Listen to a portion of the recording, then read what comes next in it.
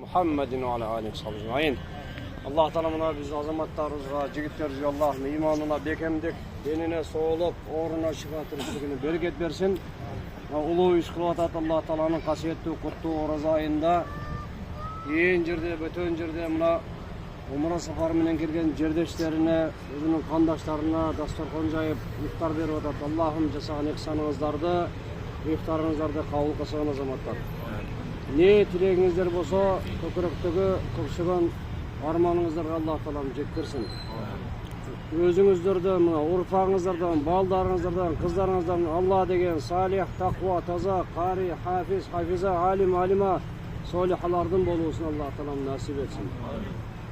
Ömürdün kaysı tarmağında bolsa da urfağınızlardan dinine, eline, jerine hizmet kılgan ulu maksatlı, ulu ellerde, ulu insanlardan çıkmasını Allah'ım nasip etsin. Allah Teala'nın dünya ahiretten жақсылығын nasip etip, жасаған жақсылығыңыздарда Allah Teala'nın dünya ahirette özünüzlerге жолдош kılsın. Amin. Allah'ım. Amin.